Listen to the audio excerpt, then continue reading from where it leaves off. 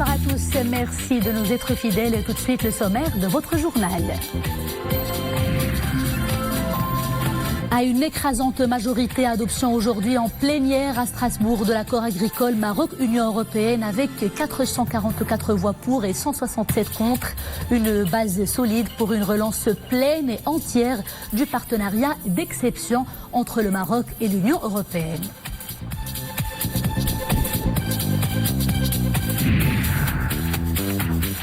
Le secteur agricole, justement, il ne cesse de confirmer sa position de leader dans les provinces du Sud avec l'amélioration des conditions de vie des populations locales et la création d'emplois en faveur des jeunes notamment. Un reportage à suivre dans ce journal. Restez avec nous.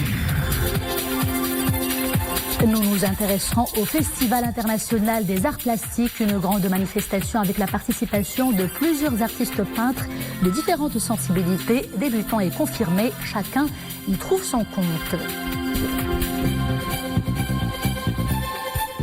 À la une de l'actualité nationale, l'adoption aujourd'hui en plénière à Strasbourg de l'accord agricole Maroc-Union européenne.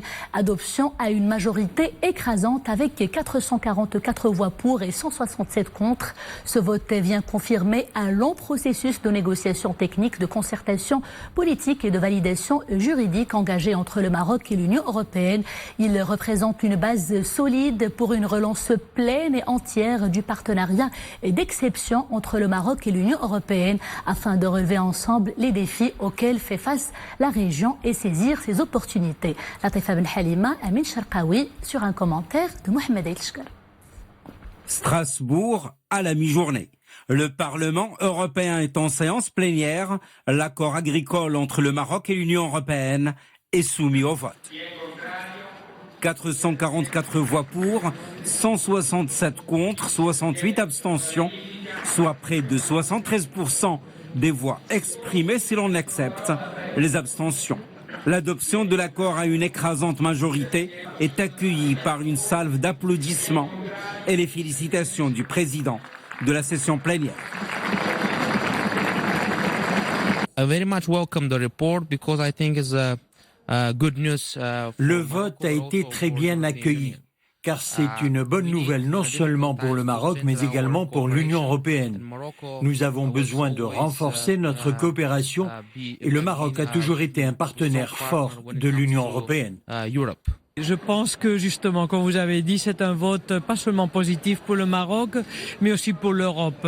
Et il faut reconnaître que la Commission européenne, sous le mandat de la Cour de justice, il a travaillé fort et bien, même dans des circonstances difficiles, mais assez. Je pense aussi que notre commission parlementaire mixte, Union européenne et Maroc, a aussi contribué avec le dialogue à améliorer aussi l'approche par rapport justement au pas donné vers cet accord et ce vote en positif.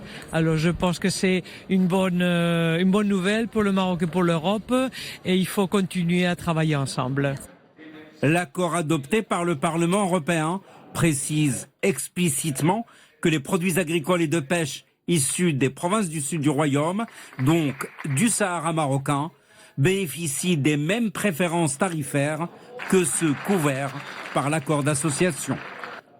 L'adoption aujourd'hui de l'accord agricole est intervenue dans la suite des développements positifs récents qui ont vu les deux parties renforcer la sécurité juridique de leurs accords commerciaux et consolider leur partenariat stratégique multiforme Maroc-Union européenne.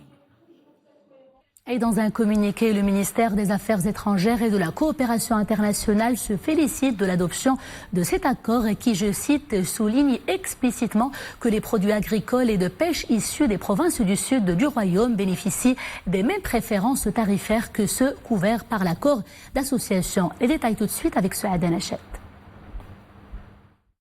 Tout accord couvrant le Sahara marocain ne peut être négocié et signé que par le Royaume dans le cadre de l'exercice de sa souveraineté pleine et entière sur cette partie de son territoire, indique le ministère des Affaires étrangères et de la coopération internationale. Le ministère qui se félicite de l'adoption par le Parlement européen en session plénière à Strasbourg de l'échange de lettres concernant l'accord agricole conclu entre le Royaume du Maroc et l'Union européenne précise que cet accord souligne explicitement que les produits agricoles et de pêche issus des provinces du sud du Royaume bénéficient des mêmes préférences tarifaires que ceux couverts par l'accord d'association. Et le ministère de relever que ce vote à une majorité écrasante vient couronner un long processus de négociation technique, de concertation politique et de validation juridique engagé entre le Maroc et l'Union européenne. Tout au long de ce processus, le Maroc a été animé par une triple logique, à savoir la défense non négociable de son intégrité territoriale et des fondamentaux de sa position à l'égard du Sahara marocain, la préservation de ses intérêts économiques dans un secteur important avec un partenaire commercial privilégié et un attachement sincère au partenariat multidimensionnel et profond avec l'Union européenne. Le Maroc tient à exprimer son appréciation à l'égard de l'action de toutes les institutions européennes et des États membres de l'Union européenne, de leur engagement continu dans un esprit de responsabilité en vue de faire face aux manœuvres et attaques menées par l'Algérie et le Polisario pour torpiller ce partenariat séculaire. Le Royaume considère que l'adoption de cet accord constitue une base solide pour une relance pleine et entière de son partenariat avec l'Union européenne afin de relever ensemble les défis auxquels fait face la région et saisir ses opportunités dans un esprit de clarté, de responsabilité et d'ambition. Le ministre de l'Agriculture, de la Pêche maritime, du Développement rural s'est félicité de l'adoption de l'accord agricole Maroc-Union européenne. Aziz Arnouch souligne que le Parlement européen, je cite, reconnaît désormais l'élan de développement que connaissent les provinces du Sud. Écoutons tout de suite le ministre de tutelle. Aujourd'hui, le vote à 73% des votants oui, si on prend seulement les votants oui et non, est un vote significatif, engageant qu'aujourd'hui, nos régions du Sud font partie de cet accord et donc vont pouvoir continuer à travailler dans les meilleures conditions. Cela a permis aux parlementaires et au Parlement européen de mieux comprendre la situation de la région du Sud, de voir l'importance des investissements qui ont été réalisés par le Maroc, également de voir que ce secteur crée énormément d'emplois, plus de 65 000 emplois qui sont créés par le secteur de la pêche et de l'agriculture dans ces régions et combien c'est important pour la population locale. L'accord de pêche, je pense qu'il sera introduit au vote courant février. C'est le dernier accord de ces séries d'accords et je pense que c'est un accord qui est très important sur lequel déjà, là il s'agit d'un renouvellement d'un accord qui s'est terminé dans ces délais et aujourd'hui nous avons négocié un nouvel accord qui permet l'amélioration d'abord des ressources financières pour l'État marocain mais également une meilleure adaptation par rapport à la durabilité des produits de la pêche dans les régions du Sud. Et justement, pour parler plus longuement de ce vote historique, nous retrouvons tout de suite en direct de Strasbourg le président de la commission parlementaire mixte, Abderrahim Atmoul. Monsieur Atmoul, bonsoir. Bonsoir. Alors ce vote est l'aboutissement de plus de 2 ans de travail intense et productif entre les autorités européennes et marocaines. Les deux partenaires s'en réjouissent naturellement. Comment se sont globalement déroulées ces concertations et dans quelle ambition s'est déroulé surtout le vote historique d'aujourd'hui et quel rôle a joué la diplomatie parlementaire pour arracher cette grande et historique victoire ? On a obtenu ce vote positif grâce à un travail de longue haleine, une mobilisation, comme vous dites, continue de deux parties, marocaines, européennes, et depuis la saisine du Parlement européen par cet accord. La commission parlementaire mixte Maroc-Union européenne du côté marocain s'est mobilisée entièrement auprès de toutes les commissions du Parlement européen concernées par l'accord agricole. Depuis plusieurs mois, il a ouvert un dialogue multidimensionnel et des débats constructifs avec nos homologues européens pour justement aboutir à un résultat probant.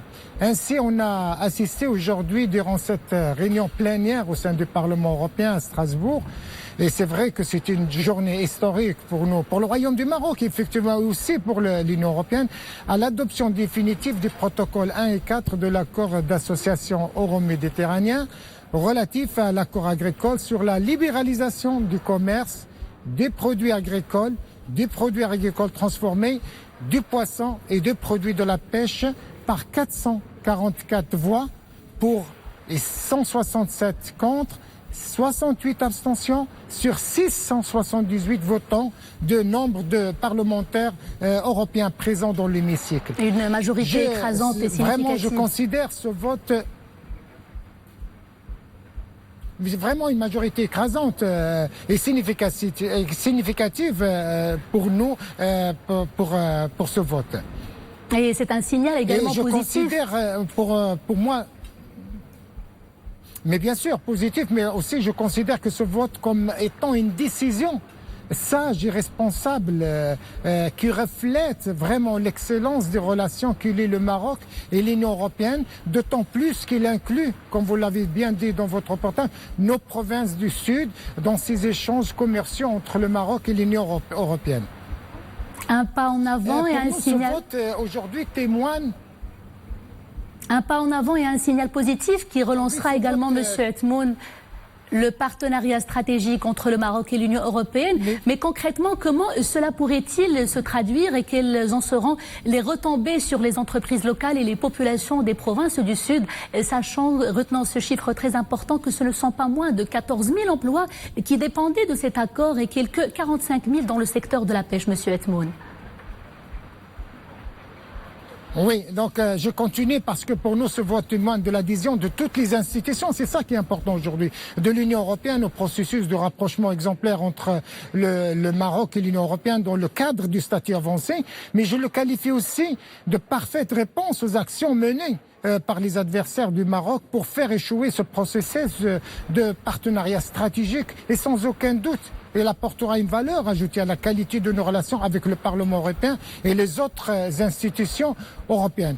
Et aussi, cet égard, je salue l'implication active de tous mes collègues, membres de la commission parlementaire mixte Maroc-Union européenne du côté marocain, de même que toutes les composantes de la diplomatie officielle avec qui nous collaborons pour la défense des intérêts du Royaume et qui a garanti à travers cette adoption finale de l'accord agricole et une extension de préférences tarifaires du Sahara marocain.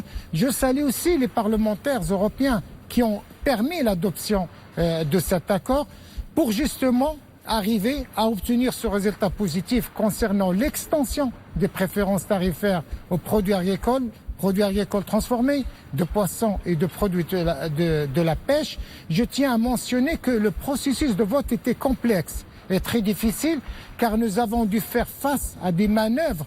Et ça, c'est important, des manœuvres persistantes et délibérées de certains partis visant à entraver l'évolution continue et sereine du partenariat stratégique que le Maroc et l'Union européenne. J'ai mis en avant-garde cette dynamique ascendante et enclenchée par les deux partis depuis plusieurs années et que... Un vote complexe, Monsieur Etmoun, mais qui s'est finalement soldé par une grande victoire pour le Royaume. Et cette victoire, ce vote facilitera certainement le développement du secteur agricole dans les provinces du Sud. Et cela grâce justement aux préférences tarifaires accordées par l'Europe. Vous venez de les citer, mais pouvez-vous nous expliquer concrètement en quoi consistent ces préférences et comment vont-elles favoriser les exportations marocaines ? Non, bien sûr, mais moi, de toute façon, au début, je veux insister que vraiment, je vais vous répondre à votre question, mais je veux insister que ce poste positif, c'est ça qui est très important pour nous aussi aujourd'hui au sein du Parlement européen, c'est que conforte l'action menée par la diplomatie parlementaire sous l'impulsion de Sa Majesté le roi Mohamed VI Abdel Aziz, dont le but est de défendre les intérêts de notre royaume et de son intégrité territoriale. Ce vote pour nous permettra à toutes les entreprises, comme vous l'avez bien dit, de Marocains, de Tanger, Al-Gouira, concernés par cet accord, de maintenir une relation commerciale sereine avec l'UE et promouvoir de nouveaux horizons pour la développer. Ce qui est catalyseur pour nous aujourd'hui, est le partenariat stratégique et global entre le Maroc et l'Union européenne, car nous ne négocions pas un accord sans un autre et nous ne faisons pas de concessions quant à l'intégrité de notre royaume. Pour cela, le partenariat Maroc-Union européenne est un package qui assure une sécurité commune au niveau économique et commercial, de même que sécuritaire. Vous parlez d'un accord catalyseur qui servira de catalyseur à l'évolution du secteur dans les provinces du Sud, mais il faut dire qu'il permettra également, outre ses avantages économiques et sociaux, d'assurer la stabilité sécuritaire dans la région, un défi que le Maroc et son partenaire d'exception, l'Union européenne, tiennent à relever ensemble, Monsieur Atmoun. Bien sûr, je suis entièrement d'accord avec vous, mais c'est ça l'intérêt. C'est ça l'intérêt, et c'est pour ça que moi je souligne à cet effet notre volonté à poursuivre ce processus de dialogue et de le renforcer davantage. Et je confirme encore une fois que nous accordons un grand intérêt à la pérennisation de cette relation, et j'appelle à la poursuite de la même dynamique maroco-européenne constructive en vue de la réalisation de tous nos objectifs et la construction d'un partenariat reposant, d'un partenariat qui repose sur des valeurs partagées par des intérêts mutuels, ainsi que la finalisation des autres accords qui lient le Royaume à son partenaire européen. Récapitulons donc, Monsieur Atmoun, une grande victoire pour le Maroc, une victoire arrachée grâce à la mobilisation et à l'engagement de nos parlementaires auprès de leurs partenaires européens. Merci beaucoup, Monsieur Atmoun, pour ces précisions en direct depuis Strasbourg. L'agriculture, justement, un secteur qui ne cesse de confirmer sa position de leader, notamment dans les provinces du Sud, un secteur économique vital auquel le Royaume accorde une attention particulière. Il participe à l'amélioration des conditions de vie des populations locales à travers la création d'emplois, citant à titre d'exemple la région d'Arlaouad Dahab, où plus de 2 millions de journées de travail sont créées quotidiennement, et cela grâce à ce secteur et au plan Maroc Vert également. Tout de suite, le reportage de Abdellah Al-Shger sur un commentaire de Boubkar Ben Khadret. La vocation agricole des provinces du Sud se confirme. Dans le cadre du nouveau modèle de développement destiné à nos provinces du Sud, l'agriculture occupe une place de choix. Dans la région La'youn, Saqia al-Hamra et Dakhla-Oued Dahab, les chiffres confirment cette vocation agricole. L'agriculture représente aujourd'hui le deuxième secteur pourvoyeur d'emplois. Dans la région de Dakhla-Oued Dahab, le secteur agricole offre plus de 2 millions de journées de travail. Le secteur agricole représente aujourd'hui un pilier majeur pour le développement des provinces du Sud. Le secteur contribue également à la création de nombreux emplois. Dans la région de Dakhla-Oued Dahab, les exemples sont nombreux. Des milliers de jeunes bénéficient de projets agricoles.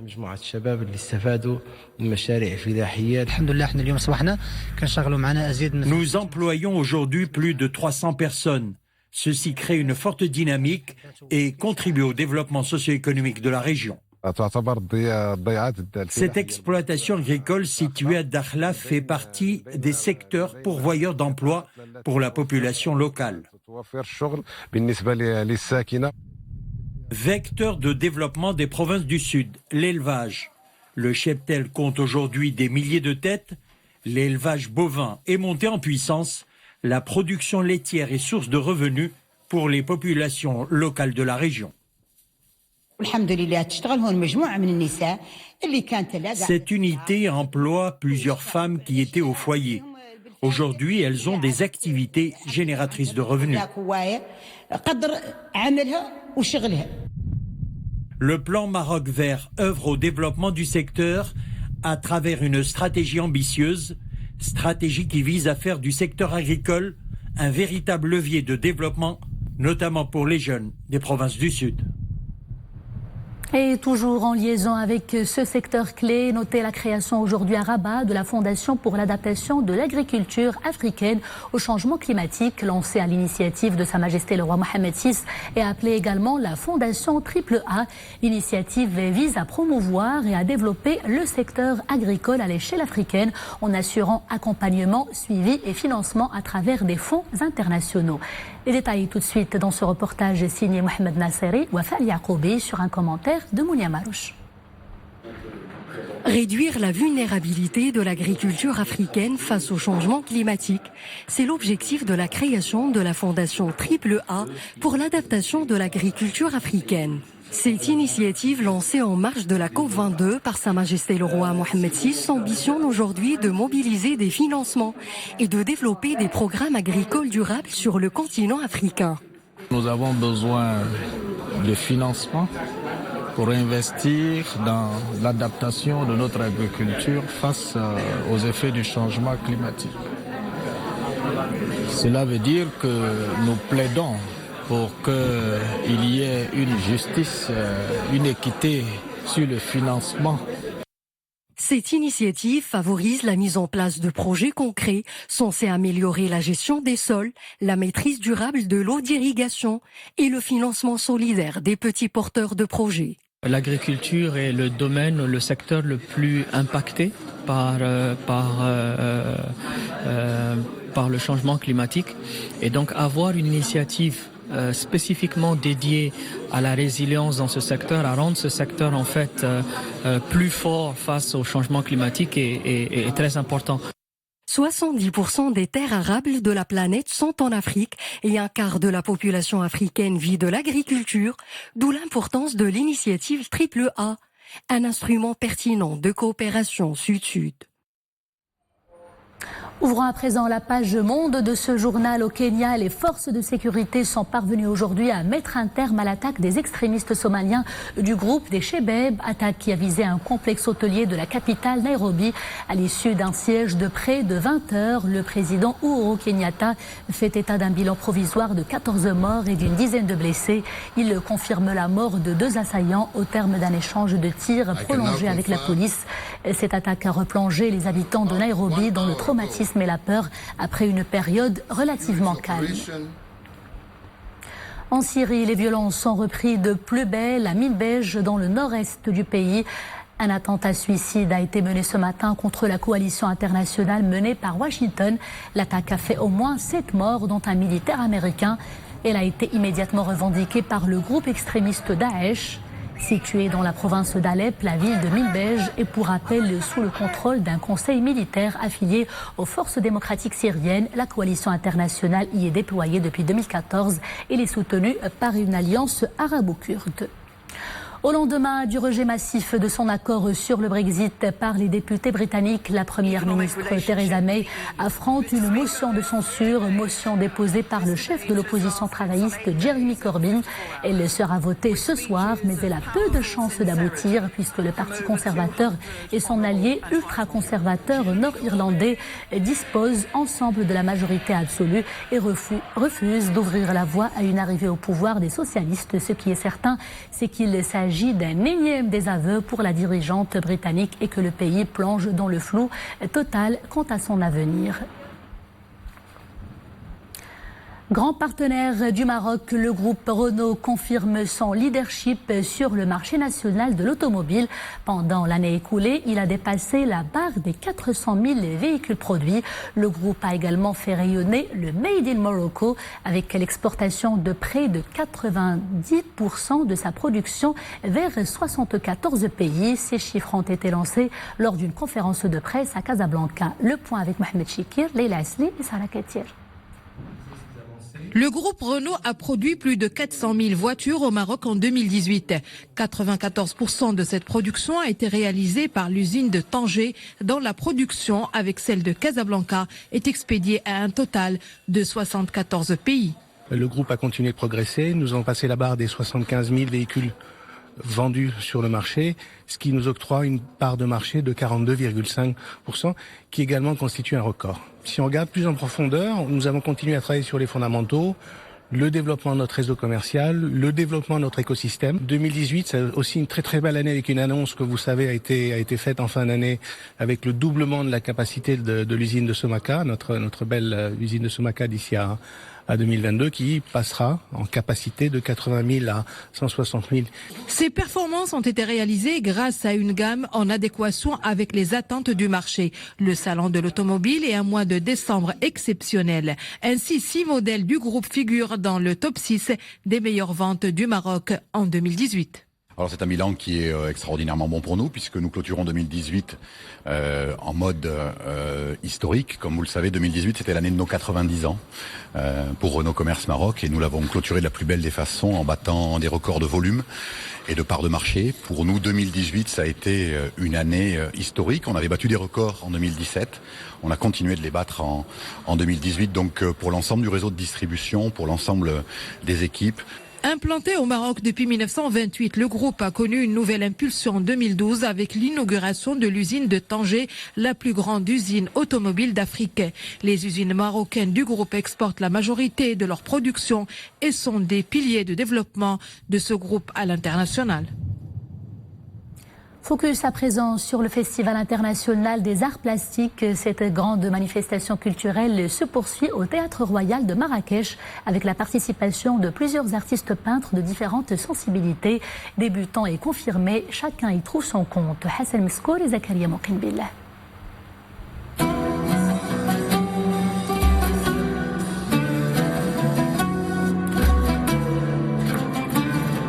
Des paysages sublimes, des représentations figuratives ou des symboles de la culture marocaine. Ces tableaux sont l'œuvre d'artistes peintres issus de différents courants artistiques. Le festival vise à favoriser le dialogue et l'échange entre des artistes débutants ou confirmés.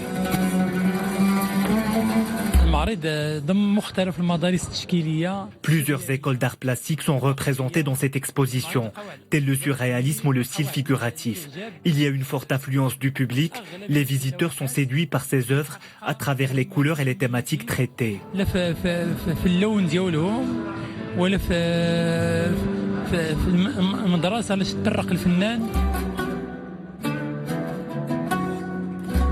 En plus de l'exposition des œuvres picturales, cet événement comprend des ateliers et des conférences qui vont aborder des sujets relatifs au domaine des arts plastiques.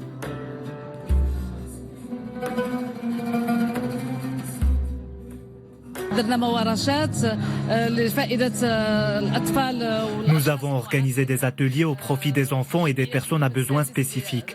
Cette exposition collective rassemble des artistes peintres venus de différents pays.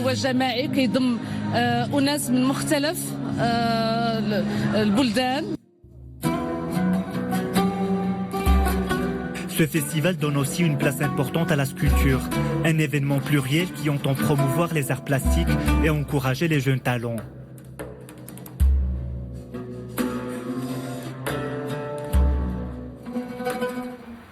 Et c'est la fin de ce journal. Merci de l'avoir suivi. À 20h30, vous avez rendez-vous avec Nadia Moudan pour Araïsia. Quant à moi, je vous retrouve demain, toujours avec grand plaisir. D'ici là, portez-vous bien.